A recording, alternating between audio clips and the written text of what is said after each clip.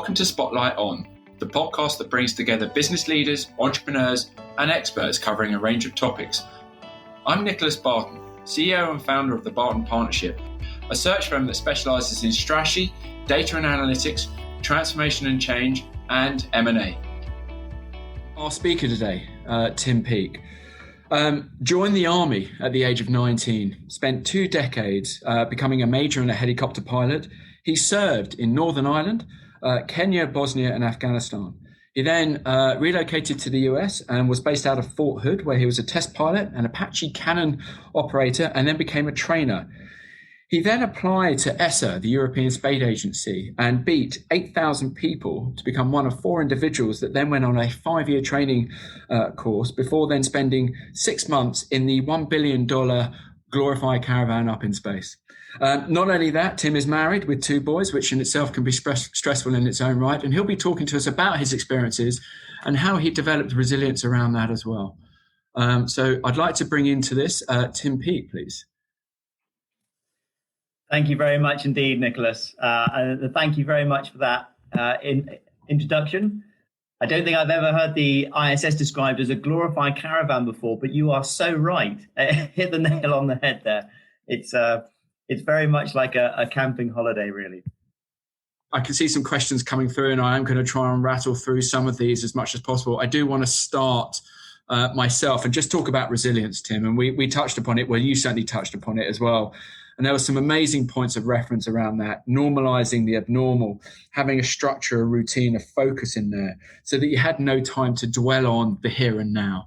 But how did you deal with fatigue? How did you deal with those moments where you just thought, it's another day. I've got to do this. I've got to deal with that. I mean, there is a mindset challenge here that needs to be overcome. So how did you center yourself again to get back on point, get focused again? What were your tools in that scenario? Yeah, absolutely. It's a very good point. And firstly, in terms of fatigue, I think it's really important because we discussed that as a crew. And Scott Kelly, I mentioned my commander when I first got up there. He was a huge advocate of only ever working at 90%. He said, we're up there to work really hard on the space station. We know that. But he said, I don't want anybody going beyond 90% because 10% is for when things go wrong. 10% is for when we have an attitude control failure on the space station and life becomes very, very serious. And it's a case of being able to kind of regulate yourself to understand your levels of fatigue and to understand when you're getting to the point that you need to back off a little bit, recharge. And I think, again, it's these experiences that we're put through as astronauts, whether it's in a cave, whether it's underwater, whether it's on survival training, it's all about knowing yourself so that you can actually gauge yourself, your stress levels, and to have the ability to say, okay, I can sense something not being right here, and whether it's a request, require more sleep, whether my exercise is wrong, my nutrition is wrong, whatever it is, I'm getting that balance back again. So I think it's a whole host of things that enable you to be able to cope a little bit better and do that. Did you ever reach breaking point at any stage? No, never reach breaking point. You reach levels where you get exceptionally tired and you're nearing that. You've probably crept beyond the 90%. You're nearing the 100%. And yeah, so definitely there were periods where I kind of had to rein myself in. And again, I think that came from knowing myself and knowing that when my performance is starting to drop, when my concentration is not quite there and things aren't going well, and you start to make a few small mistakes, and small mistakes are okay, big mistakes are not okay. And again, it's all about making mistakes in the right environment. I mentioned about making mistakes in the simulator. Fine, that's where we're supposed to fail. We're not supposed to fail on the space station. That could be catastrophic. So again, it's kind of being able to regulate yourself in that environment. And you're a big believer in the view that you can't control what's going on around us, but you can control your mindset. Yeah, and that's a really tricky thing to be able to grasp. But I think it just comes with the ability to go through some of this training and these experiences. When control is removed from you, it can be really daunting and it's really uncomfortable. I remember very early on in the military going on a resistance to interrogation course, conduct after capture. And it was a week-long course and it was thoroughly unpleasant, as you can imagine. It was supposed to be. but you have no control, zero control over what is happening to you for an extended period of time. And in order to survive it, really, I mean, obviously we're in a training environment, but in order to get through it and do well on the course, you just have to relinquish control and understand that you can't worry about the things you can control. Think about what you can, and try and focus on every element which you can control, then focus on that, come up with a plan, make things better, make your situation better, and dwell on that. But don't worry about what you can't control. It's very easy to say. It's much harder to do, but it's something that we certainly practice. Right. So look, we've got a lot of questions coming through. I'm going to try and rattle through some of these now. I'm conscious of the time, but does it make you feel small and insignificant when returning to Earth, having been up there for that period of time? I think it makes you feel small and insignificant when you're up there looking down on Earth. I mean, when that spacewalk, I don't think I've fully processed the whole feeling and what you see and that view when you're just floating there, drifting into the shadow of Earth, and there's a feeling of incredible insignificance looking down on Earth. And you almost feel like an imposter in an environment you shouldn't be in. But in the same way, I think you also feel, well, hang on a second, we are probably the most significant thing because at the moment we don't know of any other complex life within the universe. And we are the universe. The universe has created us. We're stardust. We are the consciousness of the universe. That kind of makes us pretty significant. So when you come back to Earth, yes, there's been an enormous achievement in your life that you will not be able to live up to probably unless you go back to space again. But I've always been one to, look to the future, look to the next challenge, and also just living the present. And the present for me is more time with the family, still very much engaged with the space industries, and enjoying my time back here on planet Earth. Because there's talk of a second stint for you, isn't there, coming up potentially? That's right. The space agency would like to fly all of my class twice. So Alex and Luca, my two classmates, have had their second mission. Tomorrow is next. And hopefully by 2024, all of us will fly a second mission. And that will be what, another 6 months up there, or? Another 6 months, although never say never. We're currently starting Artemis missions back to the moon. So Europe is very much involved in them, and they will start running from 2023 onwards. Right. So there's still a potential for even being involved in a lunar mission. Good luck with that. The thinness of the atmosphere, again, another question here. Having seen it now, how concerned are you about our ability to destroy it? Yeah, I'm hugely concerned about our ability to destroy ourselves. We are fragile. We're also going to destroy other species as well. We know that we've got a massive extinction event occurring right now on the planet. I think the planet is incredibly robust, and when you see throughout history on a universal timescale, you see what the planet has survived. I still actually think it probably will survive humans, and it will outlive humans, and it will recover. But I think we're, as a species, we're in great danger of making this planet not only hostile for ourselves, but hostile for many, many other forms of life. I agree. You talked about resilience, and we've talked about resilience, and we talked about resilience in your own right, how you've developed your mindset. From a team point of view, you would have seen your teammates, I'm sure, at various times struggle. As a team, how did you work together? What team sessions did you do on the station every day, every week, to ensure that, as a team, you were resilient and avoided fatigue and sort of any sort of negative thought process? What mechanisms did you have in play for that? Yeah, so it's quite strange because you're working up in the space. People think you're crammed together in a tin can for a long period of time, but actually the day-to-day work, you're often working by yourself. There are very few times when two astronauts come together on a task. It would happen, every now and again, but most of the time you're working by yourself. So one of the things we do is come together every evening, eat together, have a social environment where we can relax and we can talk about our day.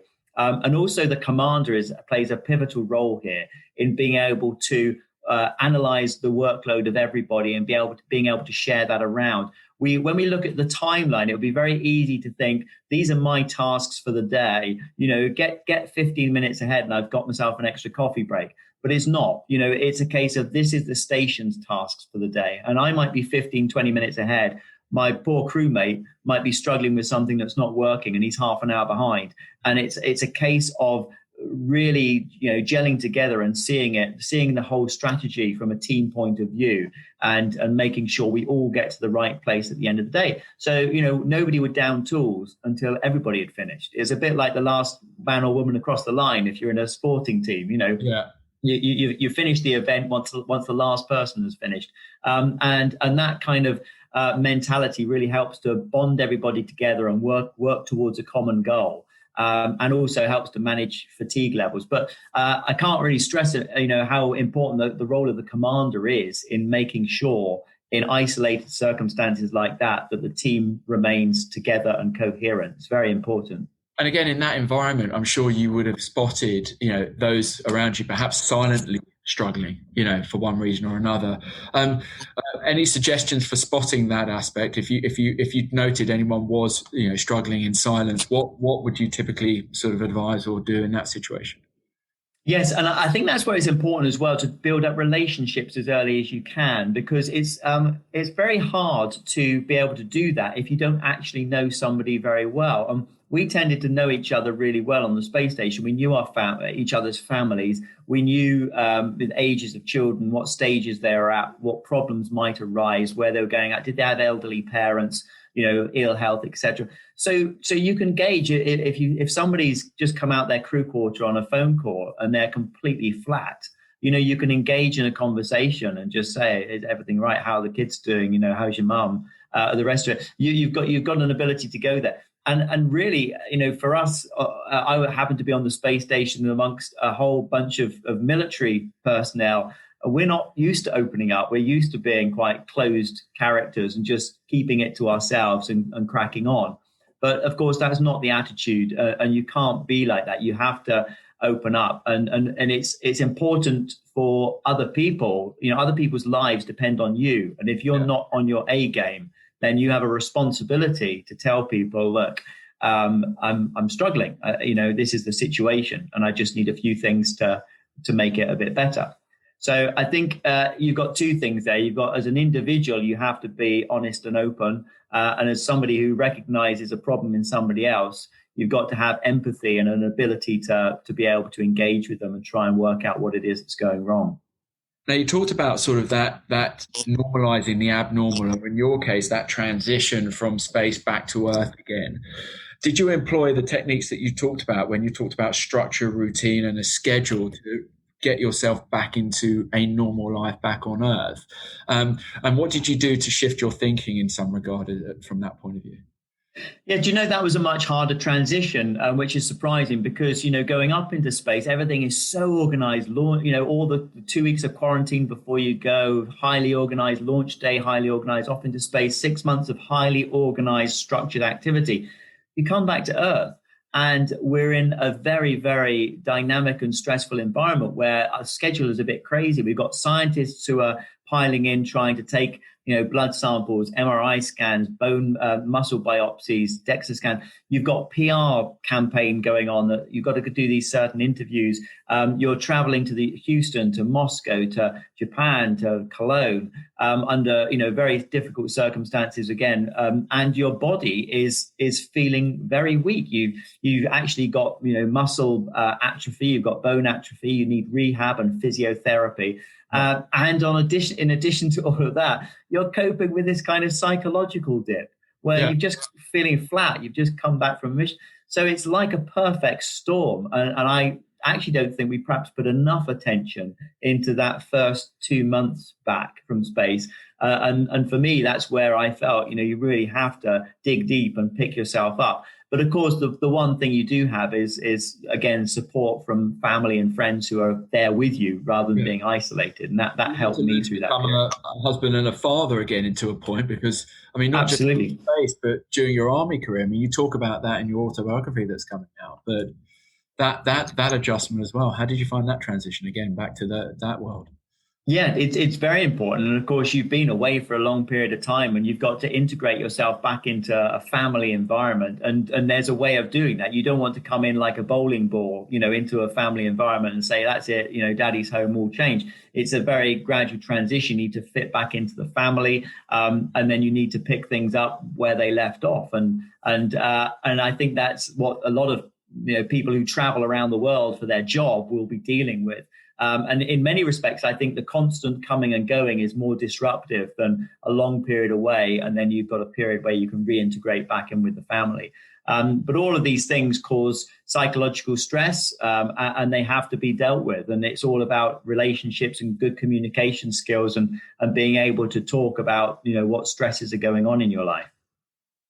Now, I'm going to, as I said to you before we started, I was always going to ask the last question. And actually, this links into a couple that we've got here as well. But the universe and life out there, from your personal point of view now, and I'm not talking about the microorganisms in water found on Mars, but do you feel that there is other life out there? I mean, what's your view now, having been an astronaut? Yeah, I definitely do. In fact, I felt that before I went to space, but more so since going. And you mentioned about the, like single-celled microorganisms, because it's an interesting thing. I think that's everywhere. I think life is prevalent throughout the universe. I do think that jump from single-cell to complex is much rarer. We are very rare, but I certainly think that there's complex life, definitely within our own Milky Way, let alone without all the hundreds of billions of galaxies through the universe. So no, I'm a firm believer it's out there. The question is, the time and distance in the universe is so vast. Will we ever find other life? And the second thing, I guess, as Stephen Hawking said, is, do we actually want to? Right. Yes. And I mean, your view on the sort of the missions that they're talking about to Mars, is that, I mean, do you endorse that? Do you think that's a worthwhile venture for us at this stage? Yes, definitely. I mean, I'm a huge advocate for space exploration. I think we're doing two things in space. We're reflecting back on planet Earth in terms of science and research and technology for the benefit of people on Earth, but we're also stretching our boundaries. And as humans, I think we have an innate desire for exploration and finding out what is out there. So I think going to the moon, going onto Mars, and going, eventually further and deeper into the solar system is part of who we are. It's part of what we are. We're explorers. We always have been. Great. Tim, I want to wrap up by saying thank you. You've been an absolute legend and a gentleman. To that point, Tim wasn't going to mention this and hadn't referenced it to me, but I will say that Tim's autobiography, Limitless, is coming out via Cornerstone on the 15th of October, both hardback and Audible, which is brilliant for me because everything I do is via Audible. So, Tim, I'm sure that'll be a roaring success. I'm definitely going to be one person purchasing that. Thank you for today. Thank you for taking part in this. And thank you to those that have joined us. I think the lessons that you shared with us around resilience and how to adjust have been phenomenal and will serve us well in the coming months. So I'd like to thank you for joining us. I'd like to thank all our guests for being with us as well today on this webinar. And I hope everyone has a good day. Tim, thank you very much indeed. Take care. Thank you very much indeed, Nicholas. It's been great being here. Thank you. Thanks, Tim. Take care. Thank you for listening to the Barton Partnership Spotlight on podcast. To stay updated with future episodes, subscribe to our channel on the podcast app